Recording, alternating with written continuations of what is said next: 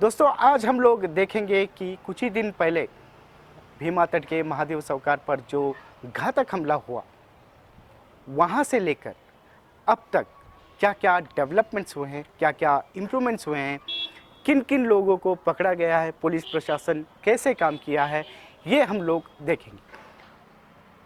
दोस्तों कुछ ही दिन पहले भीमा तट के महादेव सौकार पर बीजापुर से लेकर अपने गांव उमरानी जा रहे थे।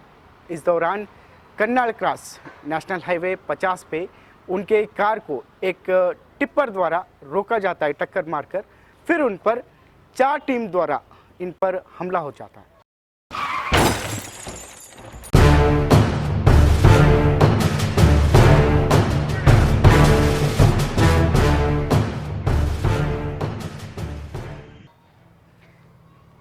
इसके बाद तुरंत अगले दिन वहां पर उस घटनास्थल का दौरा करने के लिए आ जाते हैं एफएस बेलगाम की एफएसएल टीम।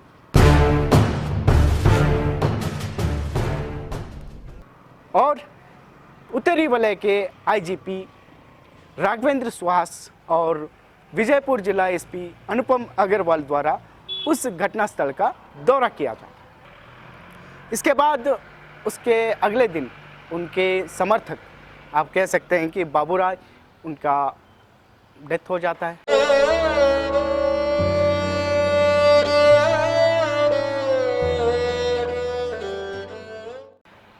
और कार चालक लक्ष्मण दिंडोरे, उनकी भी मौत हो जाती है। इस घटना को लेकर पुलिस प्रशासन बहुत ज़्यादा सीरियस हो जाती है। इस घटना को, इस गोलीबारी को इन्वेस्टिगेशन करने के लिए टोटल 1500 से भी ज़्यादा पुलिस कर्मचारी इस काम में जुट जाते हैं। अपनी तेज कार्रवाई के लिए ही प्रसिद्ध माने जाने वाला कर्नाटक पुलिस द्वारा इस केस को बहुत ही ज़्यादा सीरियस लिया जाता है, क्योंकि 1500 से भी अधिक पुलिस कर्मचारी इस केस को सॉल्व करने में जुटे हुए हैं।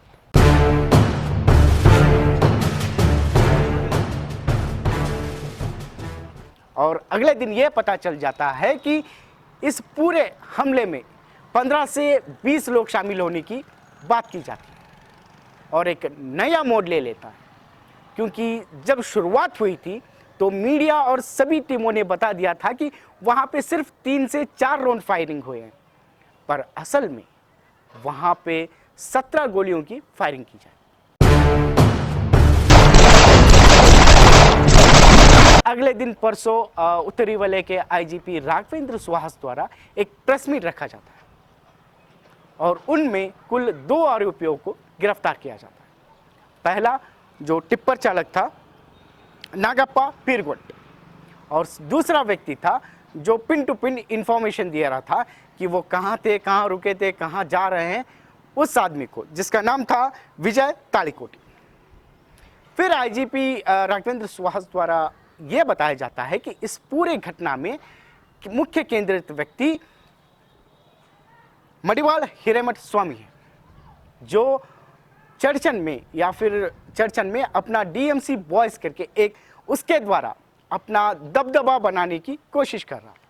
फिर आज सुबह महादेव सौकार भैरगुंड की तबीयत में थोड़ी बहुत हेरफेर होने की वजह से उन्हें बीजापुर के निजी अस्पताल से किसी और निजी अस्पताल में भर्ती किया जाता है, क्योंकि जिस वक्त ये हमला हुआ, जिस वक्त ये घटना घटी, वो कुछ ही देर पहले उन्होंने भोजन सेवन किया था।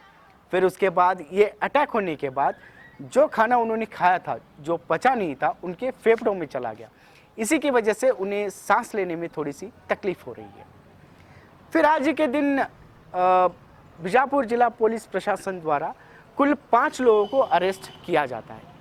उनमें से पहला है अतलट्टी गांव के यासीन दंडरगी, जो 25 उम्र का है, और गुली सोन्नत उम्र 25 साल, सिद्धराय बोम्मन जोगी जो उम्र 34 ईयर्स का है, और अलियाबाद ग्राम के सचिन मानवर जो 25 वर्षीय है, और चर्चन ग्राम के रवि बंडी को जो उम्र 20 साल का है। इन 5 को गिरफ्तार किया जाता है। इसके बाद उनकी तरफ से या फिर इस घटना में इस्तेमाल हुई या फिर इस हमले में इस्तेमाल हुए 2 कंट्री पिस्तौल्स, 5 जीवित गोली, एक हथियार, धारदार हथियार और 4 मोबाइल फ़ोनों का इस्तेमाल किए जाने वाले को बरामद किया गया। अब आगे इसकी क्या कार्रवाई होगी, क्या घटनाएं घटेंगी, क्या आगे होगा, ये हम आपको बताते जाएंगे।